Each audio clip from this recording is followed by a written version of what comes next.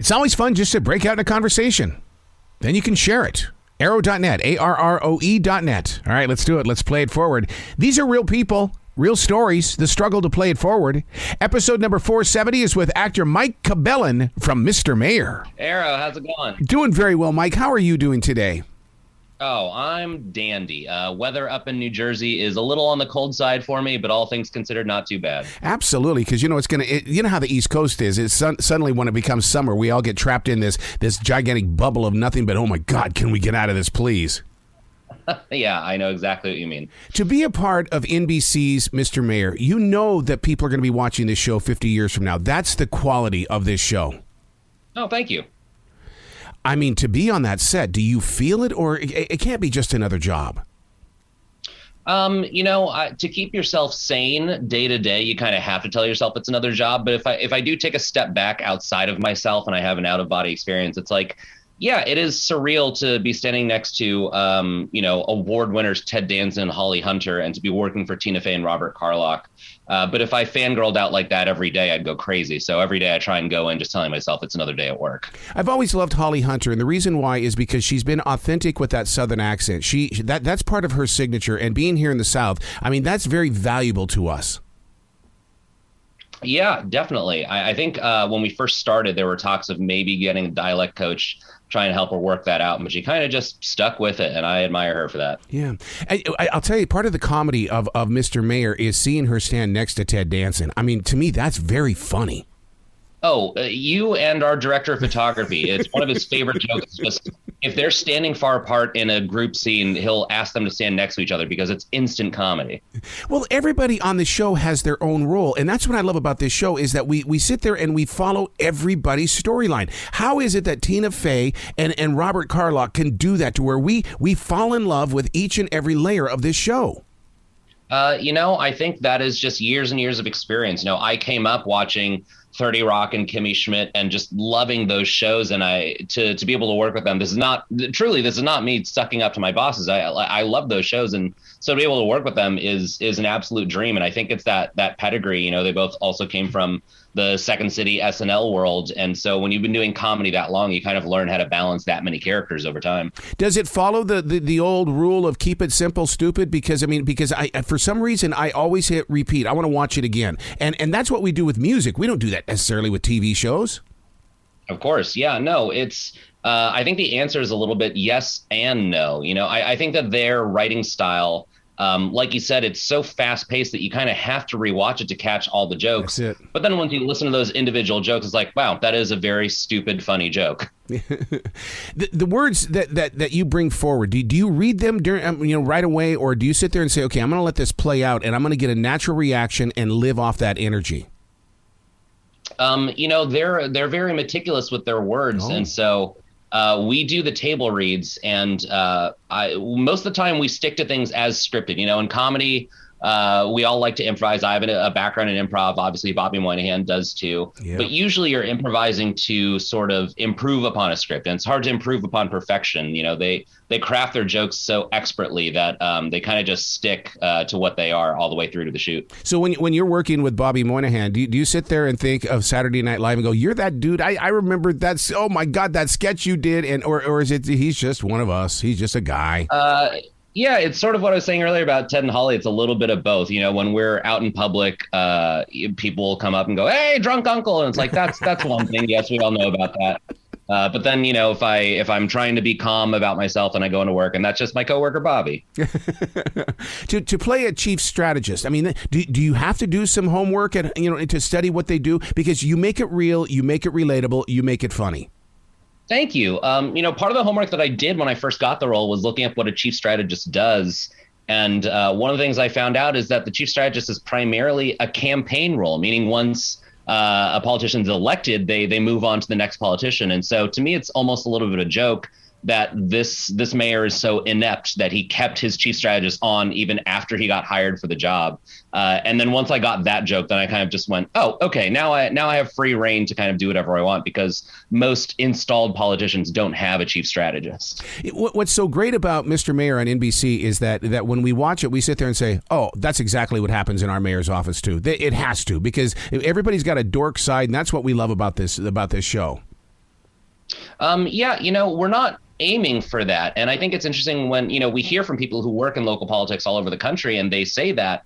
And I think that just speaks to the universality of television. We're just trying to tell these very human stories about kind of idiots in an office. And that's something that I think everyone can relate to. And I think that that's sort of the magic about our show is we're not trying to be political. We're just trying to be human about it. And I think that's much more relatable to many more people.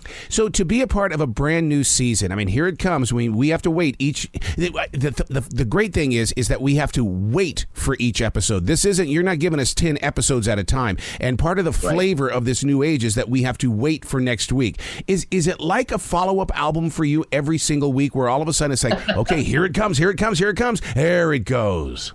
Yeah, and what's funny is I think musicians have the benefit of being able to hear their album before it's released to the public, and I don't even get to see the final edit before it airs. So every week I'm like, oh, please be good, and then it comes out good, and I'm like, yes, another bullet dodged, We got to talk about what you do away from television, and it's called Story Pirates. This right here, dude, is such a brilliant idea, and to me, you're shaping the future of writers, actors, and as well as producers and directors. Yeah, I hope so. It's something that I do that feels like I'm putting something back out into the universe in a positive way, definitely. Where'd the idea come from? Was it just one day you were sitting around looking at little adults going, well, I do have some knowledge here. I think I should start putting it out there. Oh gosh, no. Story Pirates actually started way before me. The organization's been around for I want to say 10 or 15 years. I should know that off the top of my head, but it's sort of grown into this giant children's media organization. We put out, it started out with just live shows. We would go into schools, teach kids the fundamentals of how to write a story, and then take those stories and turn them into stage shows. But now we've grown into podcasts and books and albums and bigger live shows. And it's a great organization to be a part of. But the pedigree of people who have been Story Pirates is so large. There's so many like people from Saturday Night Live who have been Story Pirates, and other celebrities that you've seen. And so, when I was a comedian in New York, I heard about it and fell in love with the organization, and I started doing it, and I've never looked back. So did you run into the same thing that I did? Because I would go into these schools to teach them to write the stories and stuff, but then I would always run into the teacher that said they need to learn how to read first. And my argument was, no, teach them to write and they will read. Yeah, it's a little bit of that. I don't think we meet with too much resistance from teachers. I think they're mostly grateful that someone else is taking the kids off their hands for an hour or two. So true. But yeah, I think that it's less a focus on hard writing skills and more of a focus on using your imagination. And I think that's that kind of goes beyond like how to construct a sentence. We have a lot of kids who don't feel comfortable telling stories that way. So we'll encourage them to draw a picture and just tell us what's happening. And then we'll use those stories as well, so really just we try and take a more bespoke approach to the kids. So then how do you train the young adult or the kids how to trust in improv and to be able to ad lib in ways where it's like, okay, you can say it. You may not want to write it, but just say it and get it out because there's something in there. Yeah, one of my favorite things that we say is that you have permission to get weird. And I think once you kind of push kids out of their comfort zone, and a lot of kids also take to the comfort zone of like, regurgitating what they're already seeing. So if we ask them to name a character, they'll say Iron Man. It's like, that's great. That's a character I've seen before, though. So what's the character that's from your imagination? Once you kind of give permission to go wild, I in all the years I've been doing it, I've never once not been surprised by the results. That in itself could be a sitcom. You going into these schools to work one-on-one with these kids. Yeah, definitely. Well, I will say if we're looking for a school sitcom, Abbott Elementary is blowing me away. And I'm not even associated with the show, but it's just as a fan of television, one of my favorite shows on TV right now. You're so right about, well, first of all, I think people like Tina Fey and Robert Carlock are helping to unlock that door where we have more realism through the art of acting and sharing real comedy instead of doing the reality TV thing. Oh, yeah, absolutely. I certainly hope so, yeah. Well, even your own experiences. I mean, to go from New Amsterdam, you worked on Luke Cage. My God, dude, your resume is like, okay, here I am. Okay, but I still haven't reached that point yet where I am. So when do you get to that point where you go, I am? Oh, gosh, I don't think I'll ever get to that point. Really? it feels like the top of the mountain. I think that for a lot of my life, you said, what's the goal? I would have said to be a series regular on a primetime network sitcom. And now I'm here. And I still don't feel like I am, you know what I mean? And so I think that that's a brass ring I'll just be reaching for the rest of my life. So now when you put together a sitcom like Mr. Mayor on NBC, we all know that there has to be commercials and stuff like that. So the average show is 21 minutes, but it takes longer than 21 minutes for you guys to put this thing together. I've never been on the set of a TV sitcom because I keep being too late to get in line. Right. Yeah. It averages out to about a week an episode. The old adage in Hollywood is it takes a day to make a minute. And it's a lot of work that goes into comedy. So I hope that people like it. A day to make a minute, man. You know, I'm going to have to write about that. A day to make a minute. Oh my God. That right there in itself is like several pages of writing. Yeah, no, I think it applies more to movies. A 100-minute movie, it takes about 100 days to at least to do the production. And, then nowadays with CGI, I'm sure post-production doubles that time. So, it could be more, it could be less, but that's the rule of thumb I adhere to.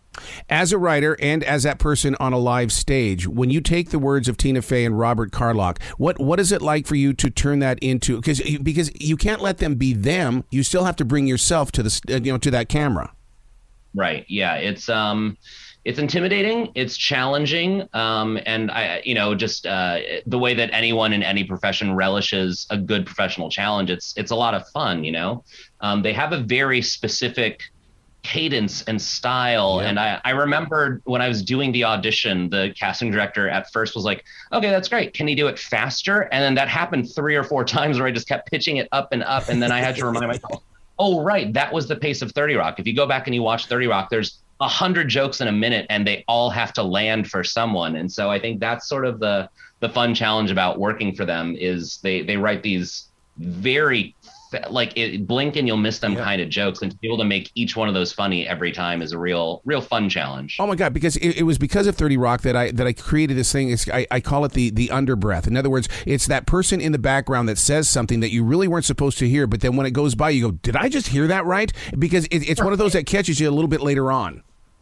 Yeah, exactly. And even, 30 Rock and Kimmy Schmidt both got to the point where it wasn't even spoken jokes. It was like you could read a sign on the door in the background and it would be its own complicated joke. And you'd be like, I can't believe that people are putting time and money and thought into that, and I'm so glad to be a part of that sort of cinematic universe. Well, it's because they have retrained the viewer in the way that you can't watch this TV show while cooking dinner, because you've got to be in front of that screen to see everything that's taking place.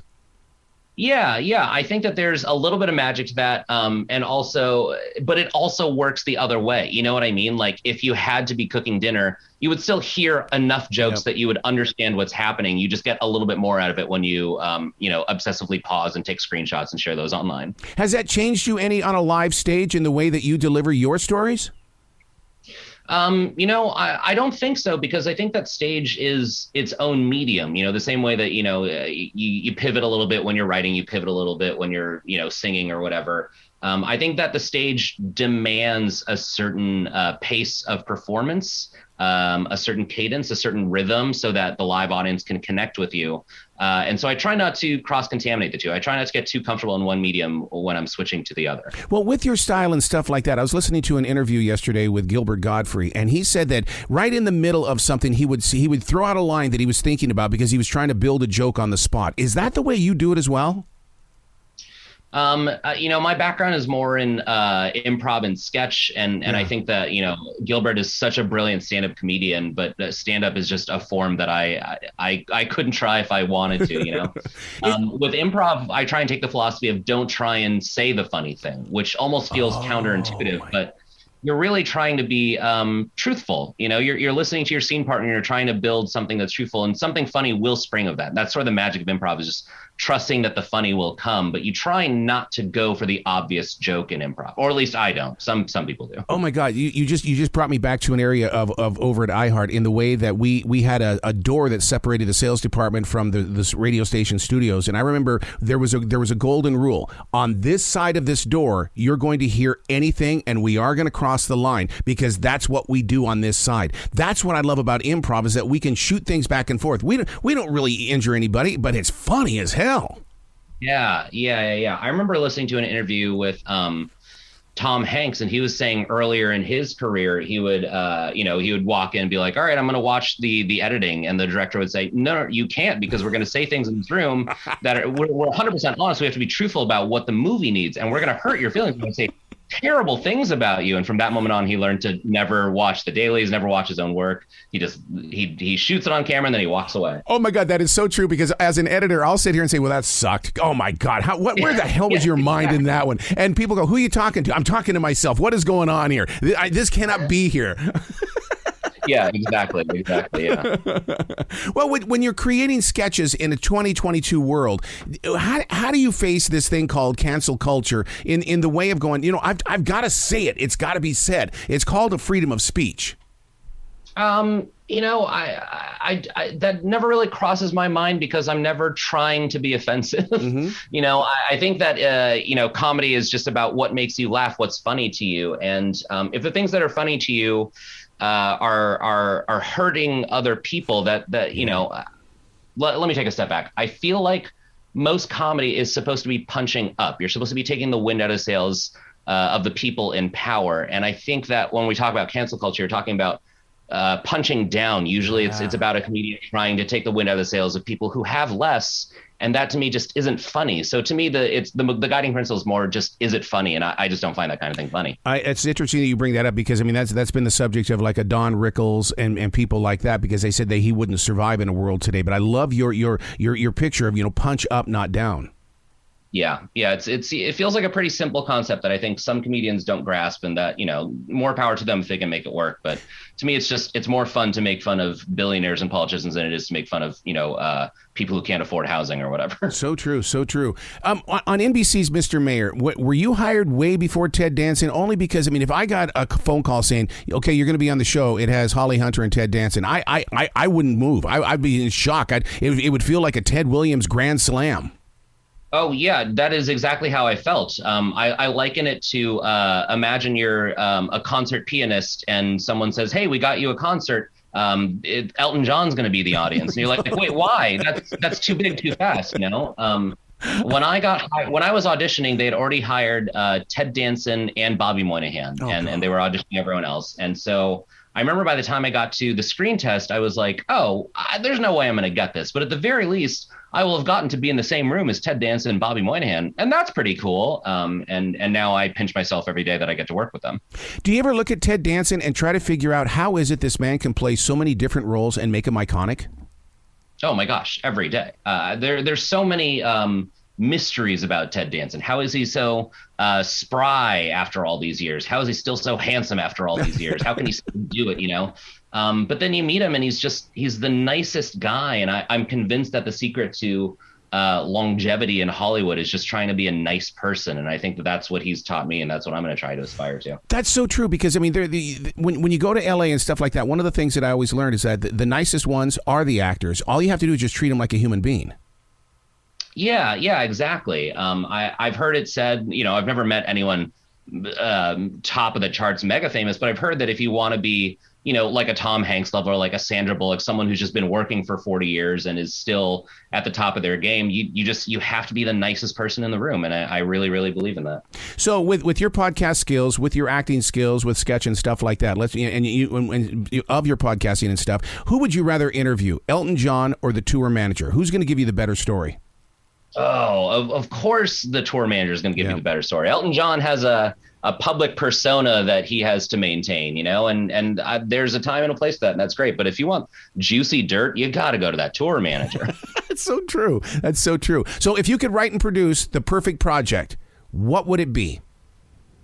I want to do a big budget feature film centering Asian American stories. That's sort of, as an Asian American in Hollywood, I think that there's a lot that hasn't been said. We're just starting to scratch the surface with, Turning Red and Everything Everywhere All at Once and Crazy Rich Asians. Those are like the best movies that we have.